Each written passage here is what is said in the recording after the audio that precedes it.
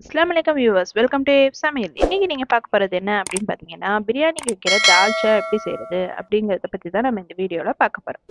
வாங்க நம்ம வீடியோக்குள்ள போய் எப்படி செய்யறதுங்கிறத பார்க்கலாம்.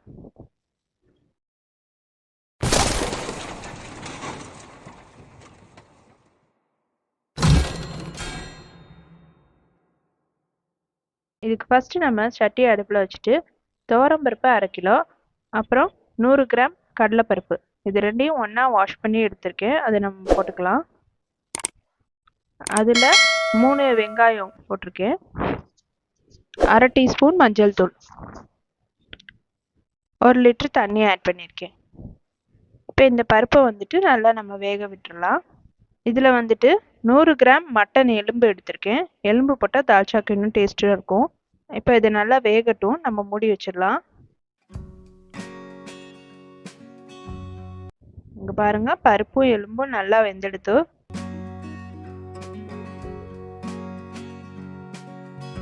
இப்போ இதில் வந்துட்டு 2 தக்காளி ஆட் பண்ணியிருக்கேன், 7 பச்சை மிளகாய், 1/4 கிலோ கத்திரிக்காய், அப்புறம் 2 வாழைக்காய் போட்டிருக்கேன், 1/2 டீஸ்பூன் மிளகாய்த்தூள், 3/4 டீஸ்பூன் மல்லித்தூள், 1/4 டீஸ்பூன் பட்டை கிராம்பு ஏலக்காய் தூள் போட்டிருக்கேன்.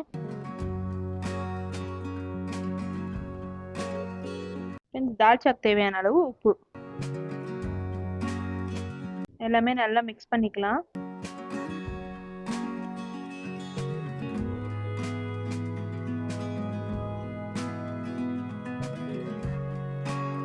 இதுல வந்துட்டு புதினா கொஞ்சம் போட்டிருக்கேன்,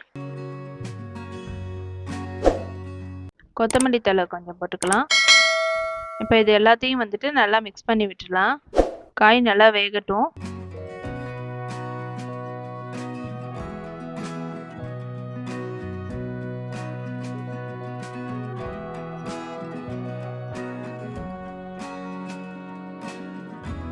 பாருங்க, காய் வெந்துடுச்சு. இப்போ இந்த ஸ்டேஜில் வந்துட்டு நம்ம மாங்காய் ஆட் பண்ணிக்கலாம். மாங்காவை காயோடு சேர்த்து போட்டிங்கன்னா கரைஞ்சி போயிடும். அதனால மாங்காய் முக்கால்வாசி காய் வெந்ததுக்கு அப்புறமா போடுங்க.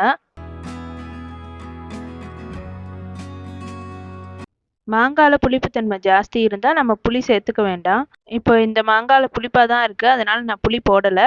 உங்களுக்கு புளிப்பு தேவைன்னா நீங்கள் புளி போட்டுக்கலாம் லைட்டாக.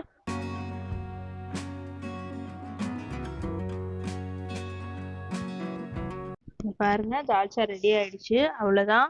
நீங்களும் வீட்டில் ட்ரை பண்ணி பாருங்க, கண்டிப்பாக உங்களுக்கும் பிடிக்கும். மாங்காய் கத்திரிக்காய் எல்லாமே போட்டு நல்லா சூப்பராக தால்ச்சா ரெடி ஆயிடுச்சு. எங்கள் வீடியோவை லைக் பண்ணுங்கள், ஷேர் பண்ணுங்கள், கமெண்ட் பண்ணுங்கள். கீழே இருக்க சப்ஸ்கிரைப் பட்டனையும் கிளிக் பண்ணி வச்சுக்கோங்க. பக்கத்தில் இருக்க பெல் ஐக்கானையும் கிளிக் பண்ணி வச்சுக்கோங்க. அப்போ தான் நாங்கள் போடுற எல்லா வீடியோஸும் உங்களுக்கு நோட்டிஃபிகேஷனில் வரும். எங்கள் வீடியோவை ஃபுல்லாக ஸ்கிப் பண்ணாமல் பார்த்ததுக்கு தேங்க்ஸ். நெக்ஸ்ட் ஒரு சூப்பரான வீடியோவோட நான் உங்களை மீட் பண்ணுறேன். தேங்க்யூ.